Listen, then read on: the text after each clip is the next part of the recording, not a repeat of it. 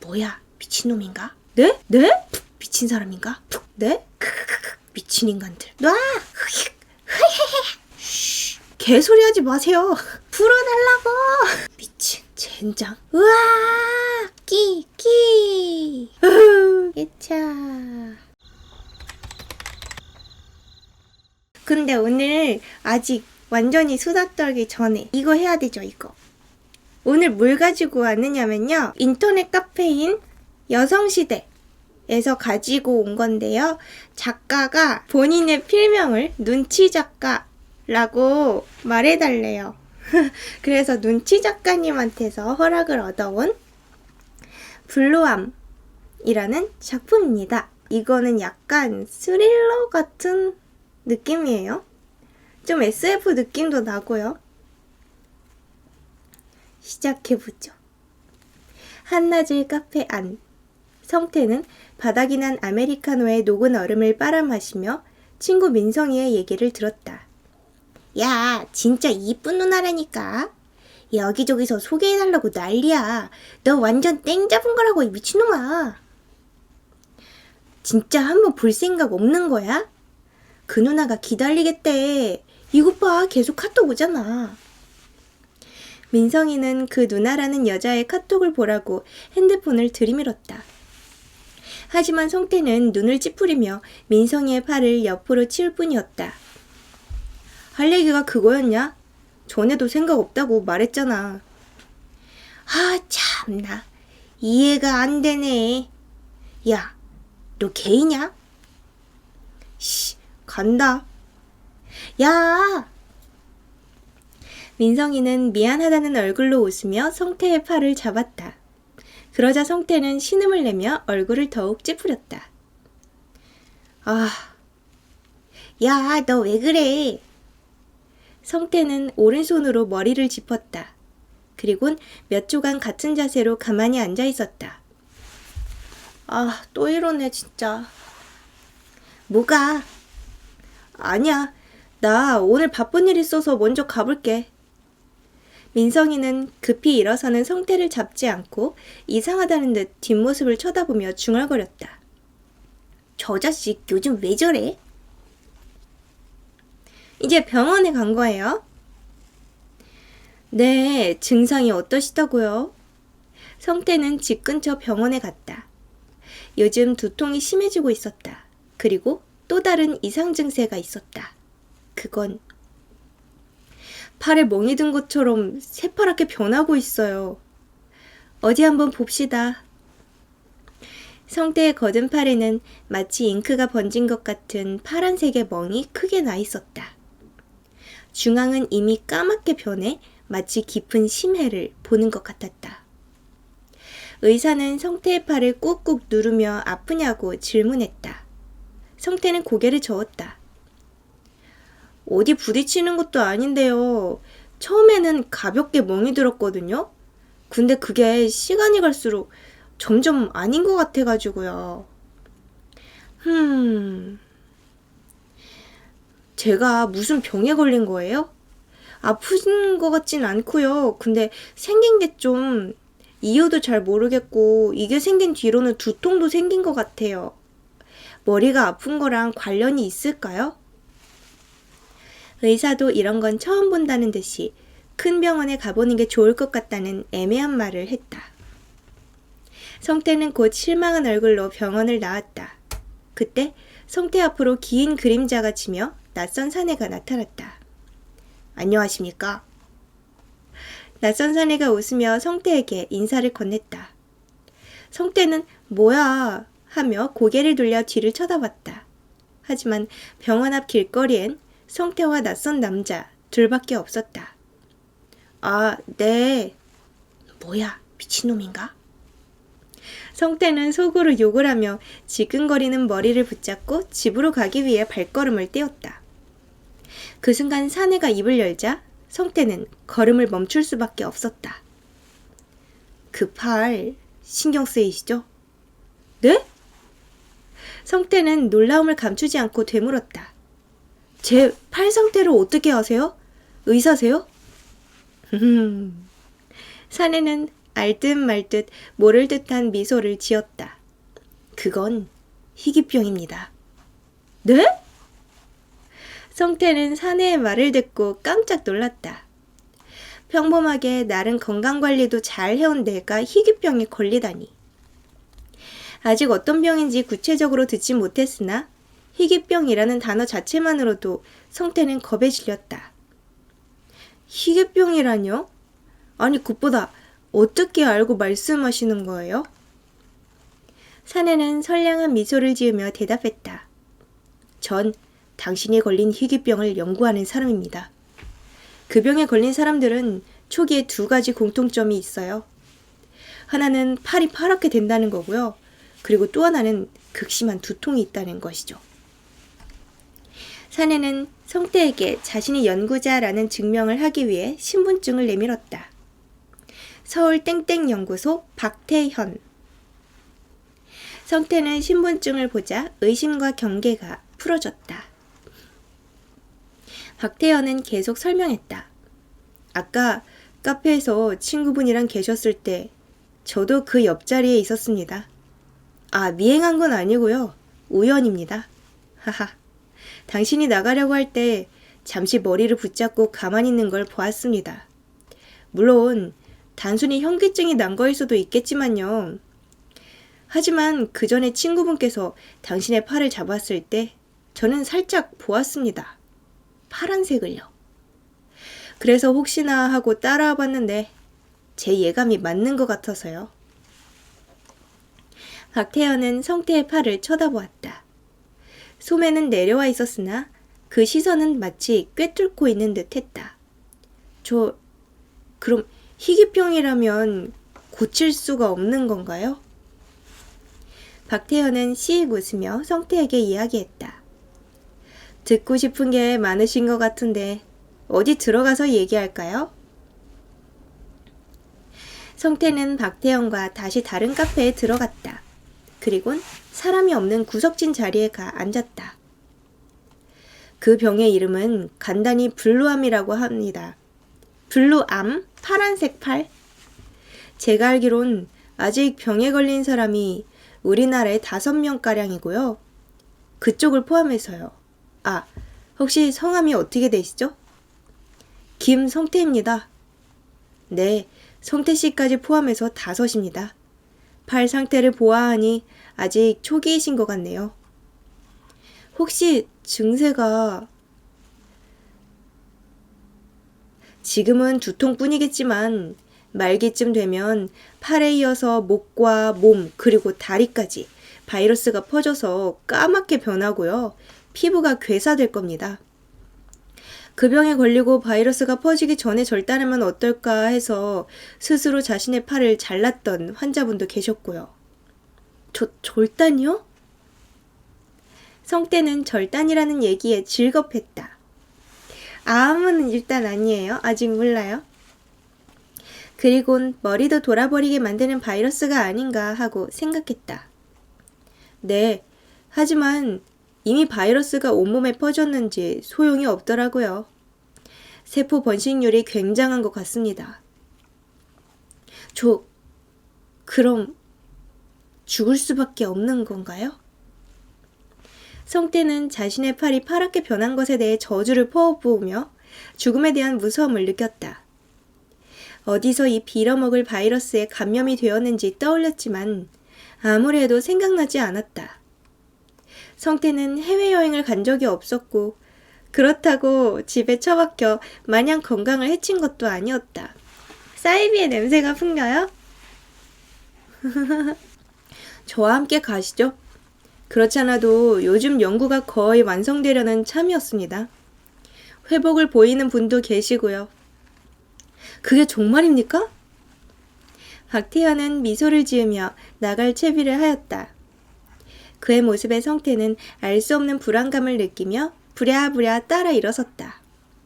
아, 저렇게 많이 당해봤어요?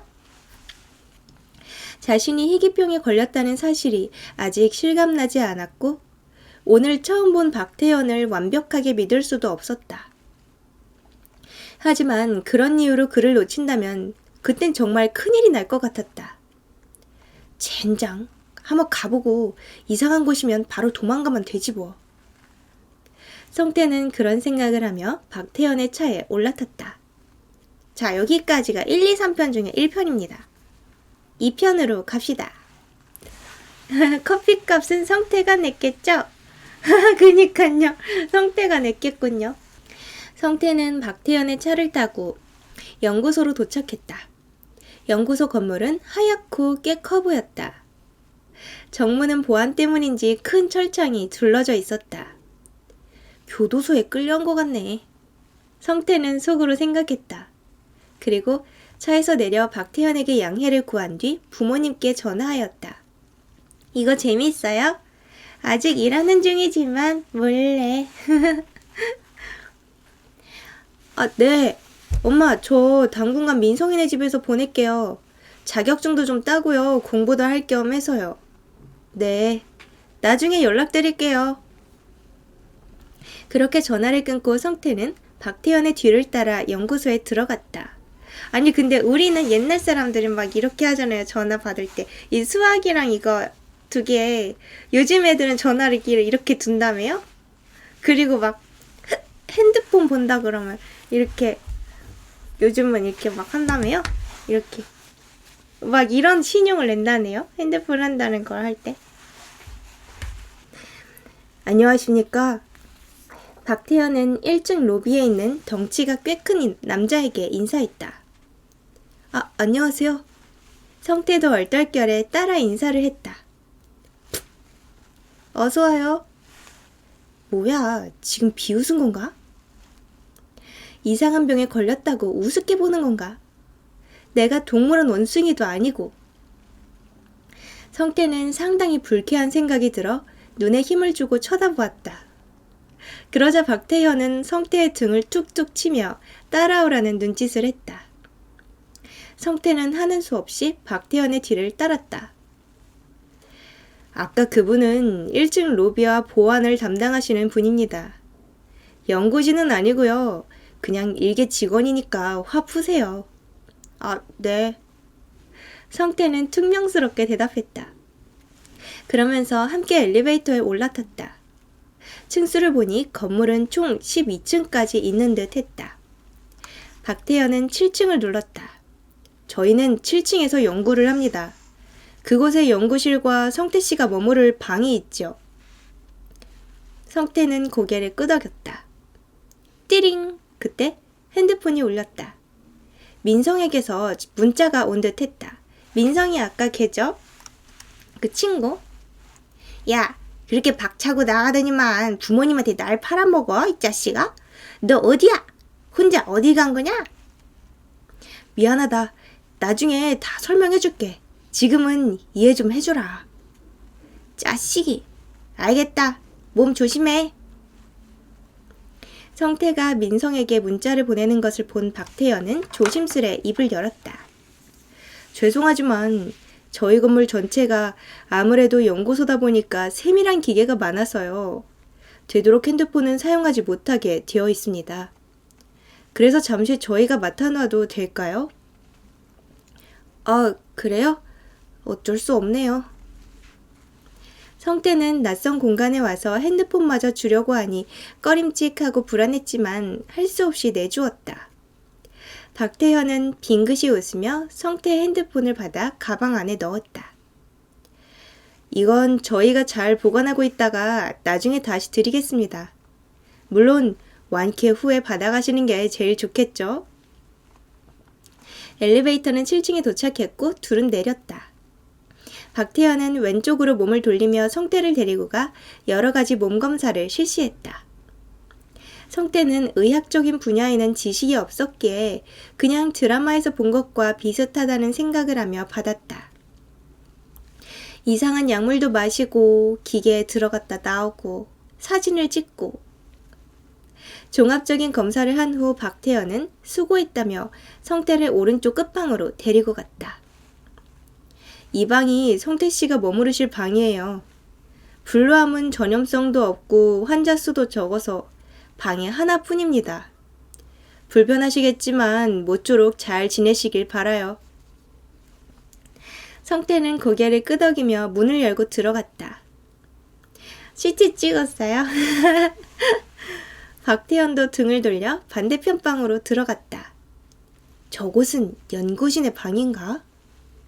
그런 생각을 하며 방을 둘러보았다. 2층 침대가 3개, 아주 작은 강아지 한 마리가 겨우 통과할 만한 작은 창문, 그리고 화장실 하나. 하나, 둘, 나까지 셋. 뭐라? 환자가 5명이라고 하지 않았었나? 그 남자 거짓말하는 것 같아요.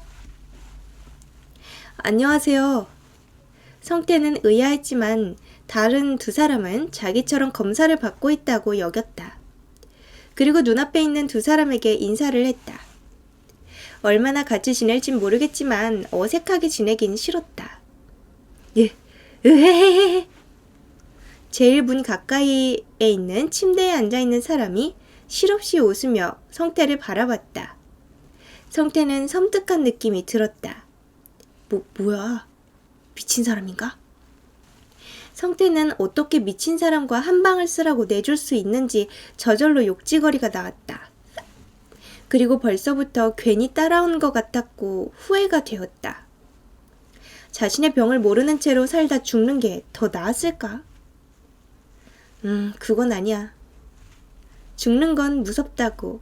성태는 그렇게 중얼거렸다. 그러면서 웃고 있는 사람 맞은편에 누워있는 사람에게 인사를 했다. 안녕하세요. 오늘 처음 들어왔습니다. 그렇게 좋지 않은 일로 온 거긴 한데 완쾌해서 나갔으면 해요.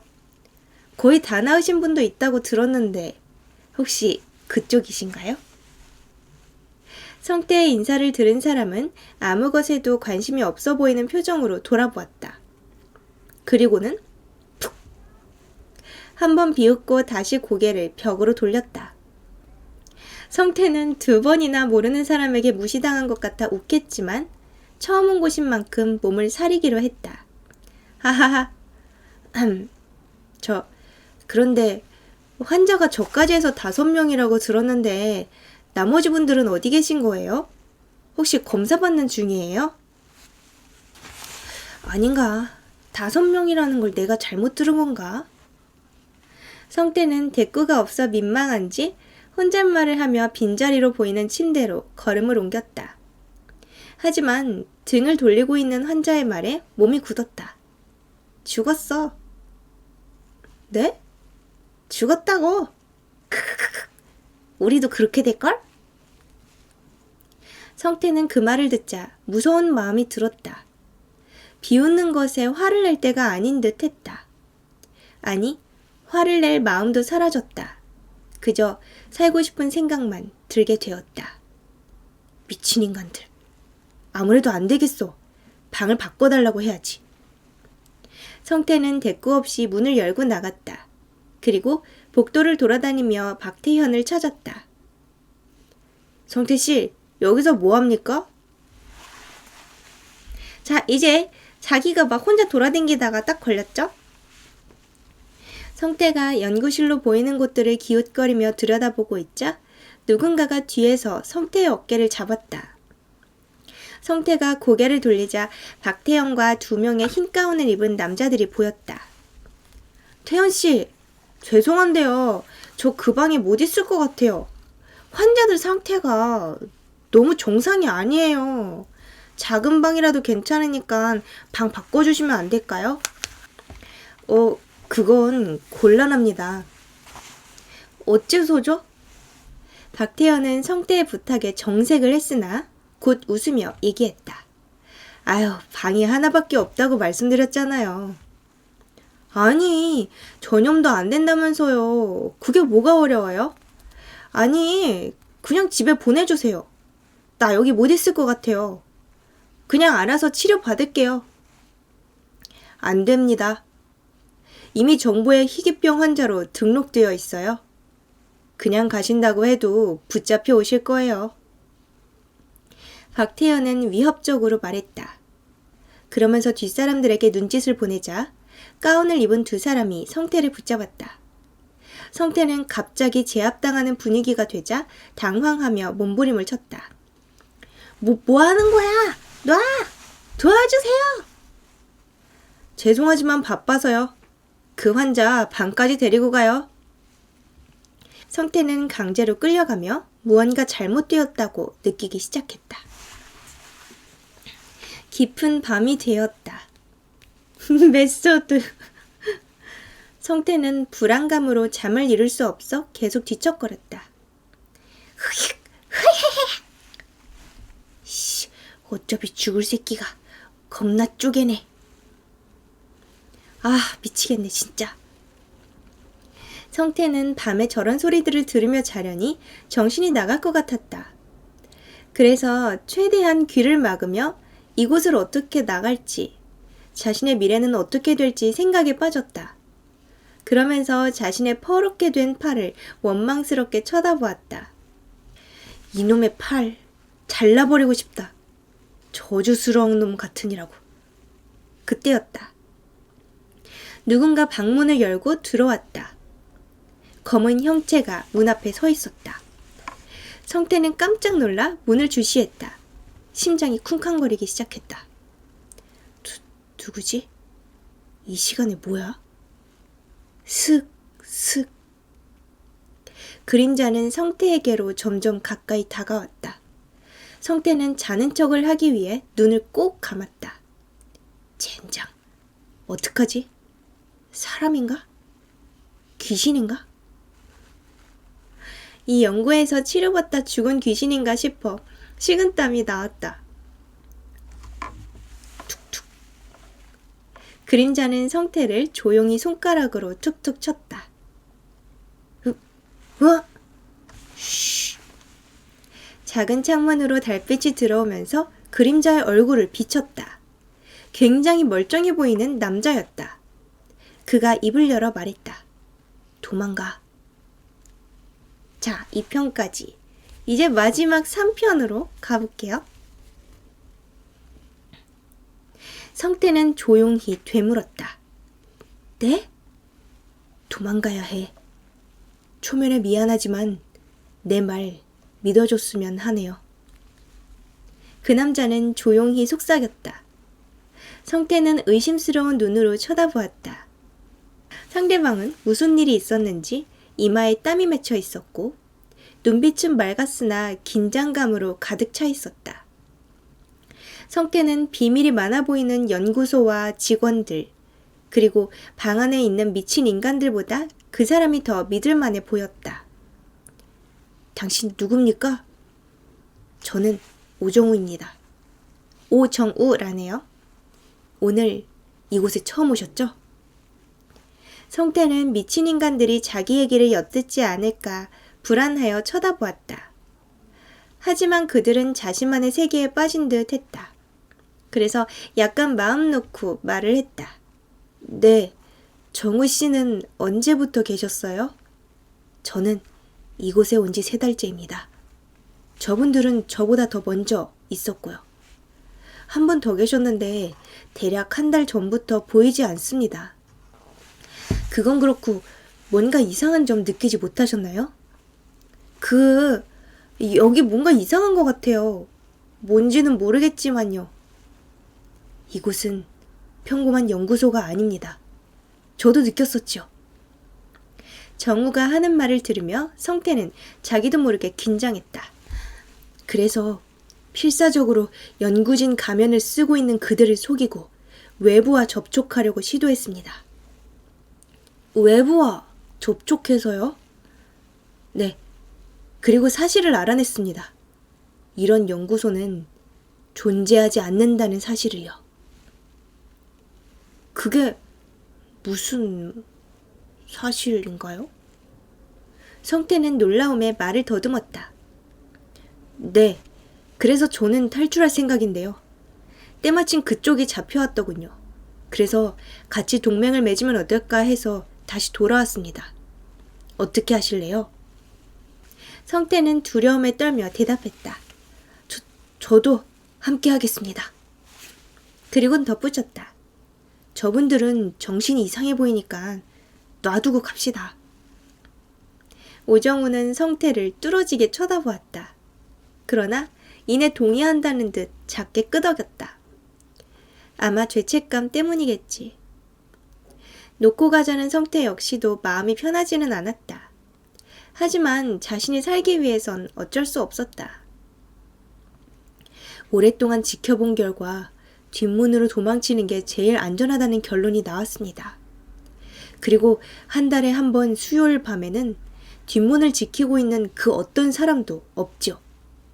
다 같이 모여서 뭘 하는진 모르겠지만 그리고 그 밤이 수요일인 오늘입니다. 도전해 보도록 하죠. 알겠습니다. 점심때쯤 화장실 5번째 칸에서 만나요. 그때 계획을 더 말씀드릴게요. 네, 그럼 탈출하기 전까진 조용히 적응한 척 하고 있을게요. 그럽시다. 정말 원망스럽군요. 그치. 정우는 말을 하다 말고 눈을 찌푸렸다. 두통이 일어나는 건가? 성태는 걱정되어 물었다. 혹시 두통인가요? 아닙니다. 일단 자요. 대화는 탈출 후에 해도 충분하니까요. 위험해. 그들은 약간의 말을 나눈 후에 체력을 보충하자며 잠에 들었다. 그날 아침이 되자 어제와 다름없이 검사가 시작되었다. 그리고 성태에게는 증상이 심해지는 걸 방지하는 약물이라며 주입하였다. 굉장히 거부감이 들었으나 오늘 밤 탈출할 생각으로 고분고분하게 말을 들었다. 점심쯤 되자 성태는 오정우가 말했던 화장실 칸에 들어가서 기다리고 있었다. 그러나 하루 종일 기다려도 그는 나타나지 않았다. 성태는 의아함을 느끼고 박태연을 찾아갔다. 몸은 좀 어떠세요? 박태연은 어제 보여주었던 모습과는 다르게 웃으며 친절하게 말을 걸었다. 하지만 성태는 마음이 조급하여 질문을 하였다. 저 혹시 어젯밤에 계시던 분 중에 한 분이 안 보이는데요. 지금 무슨 검사 받는지 아시나요? 오정우 씨라고 하는데. 아, 그분 말이죠? 박태연의 얼굴이 어두워졌다. 안타깝지만 상태가 심해져서 돌아가셨습니다. 뭐라고요? 성태는 어젯밤 보았던 오정우의 얼굴을 떠올렸다. 분명 그 미친 방의 2명의 인간들보다는 상태가 훨씬 나아 보였다.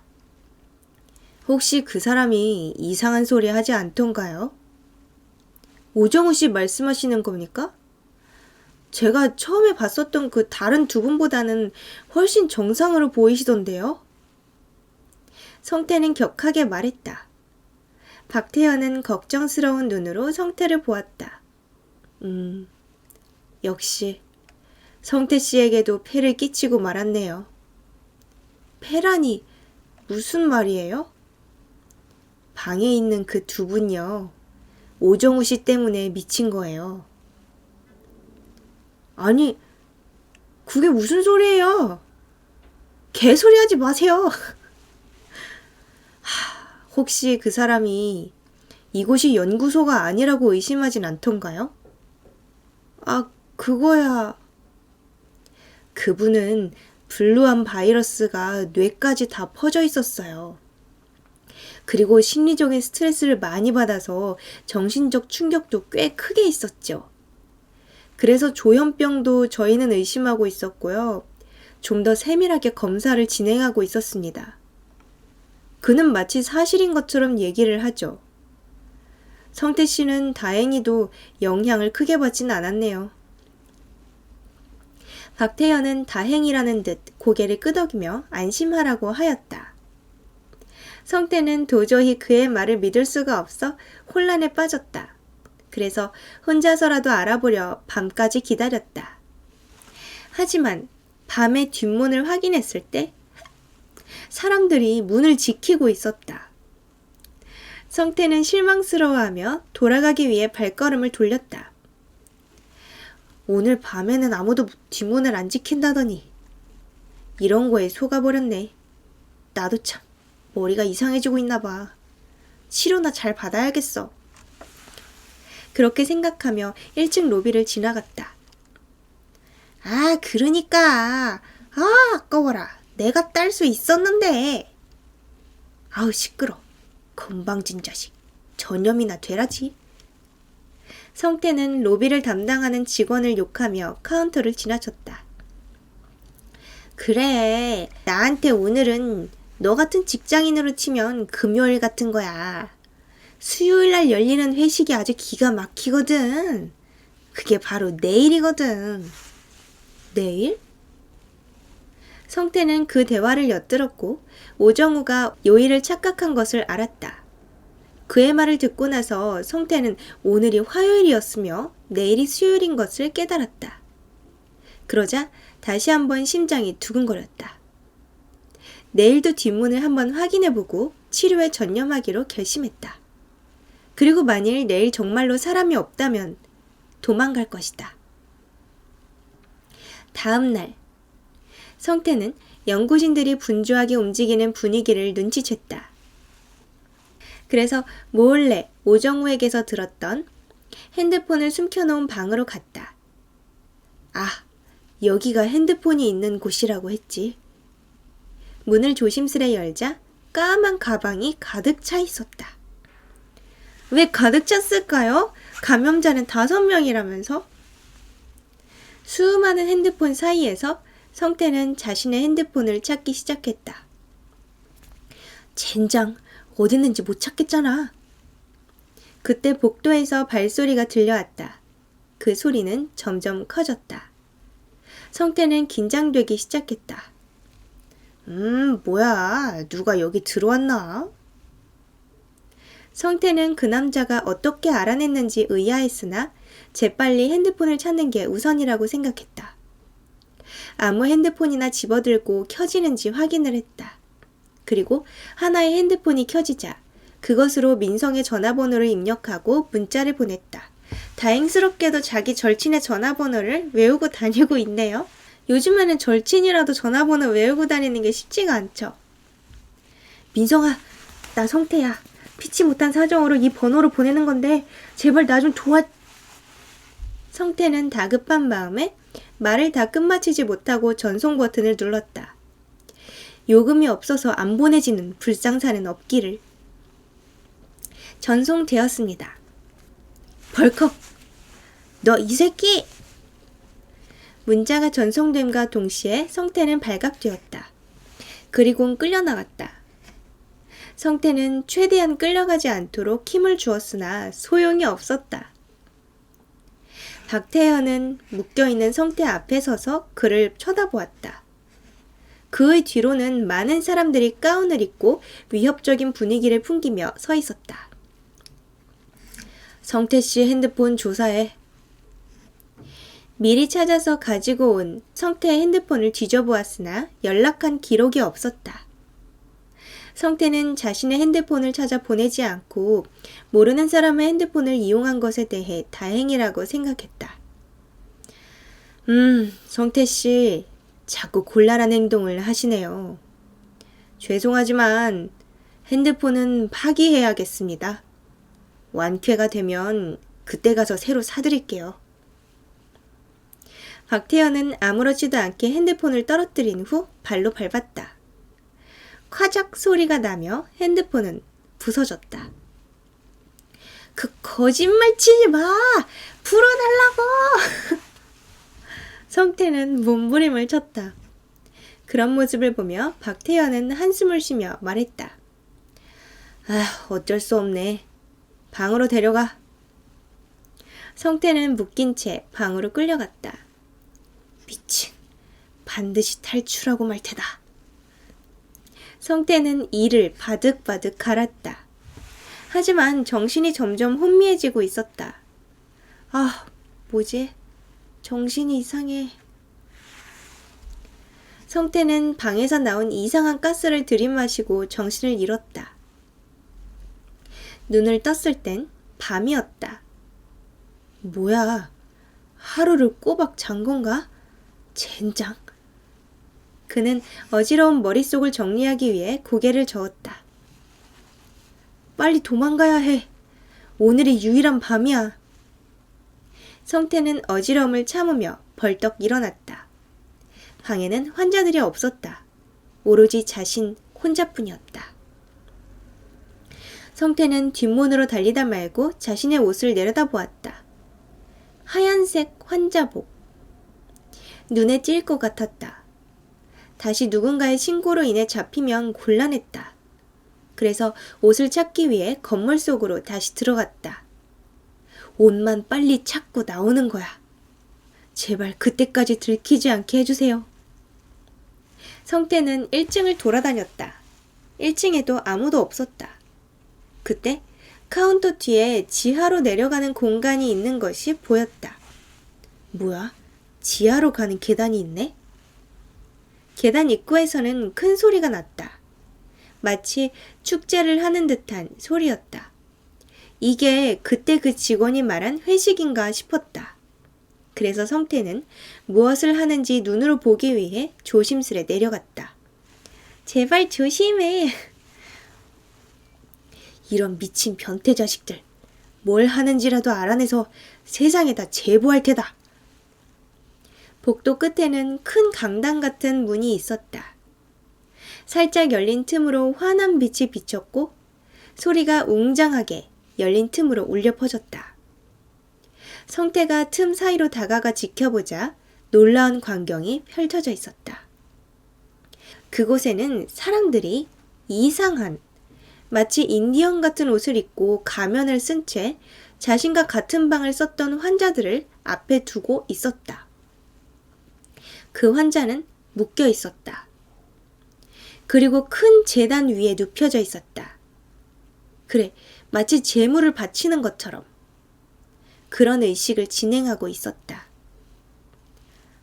박태현? 저 사람은 그리고 박태현은 맨 앞에서 가면을 얼굴 위로 올린 채 일을 진행했다. 그리고 환자 앞의 큰 왕좌 같은 자리엔 로비에서 일하던 직원이 삐딱하게 앉아 있었다. 분위기는 떠들썩하다 직원이 한 손을 올리자 순식간에 조용해졌다. 박태현은 앞에 나서서 이상한 소리를 중얼거렸다. 마치 주문을 외우는 듯 했다. 그러다 환자의 몸에 약을 뿌렸다. 으아! 실실 웃기만 하던 그 환자는 몸부림을 치며 고통스러워했다. 그리고 몸이 불에 타오르기 시작했다. 환자는 더욱더 크게 비명을 질러댔다. 그 모습을 보던 연구진들은 가면을 벗고 다들 즐겁게 웃으며 기도를 올리기 시작했다. 그런 기괴한 장면을 보던 성태는 다리에 힘이 풀렸다. 사진을 찍거나 영상을 찍어서 세상에 제보하겠다는 다짐 따위는 사라졌다. 그저 무사히 집에 가고 싶어졌다. 그래서 힘을 내어 계단을 올라갔다. 그때 큰 소리가 계단 위에서 들렸다. 그 새끼가 없어졌다! 이름은 부르지 않았지만 성태는 그게 자신을 말한다는 걸 알았다. 그래서 덜덜 떨며 강당 옆 창고에 숨었다. 그리고 들키지 않도록 기도했다. 내려왔던 사람들은 강당 문을 열고 성태가 사라진 걸 알렸다. 몇 분간 쥐죽은 듯 조용해졌다. 그러다 잠시 후 성태를 잡기 위해 사람들이 달려나갔다. 성태는 자신의 옆에서 사람들이 뛰어가느라 바닥에 진동이 쿵쿵쿵 울리는 걸 느끼며 심장이 내려앉는 것 같았다. 그리곤 시간이 얼마나 지났는지 알 수 없었다. 마치 수시간은 지난 듯 했다. 밖에 조용해진 것을 눈치챈 성태는 재빨리 나서기 위해 문을 열었다. 끼익! 으악!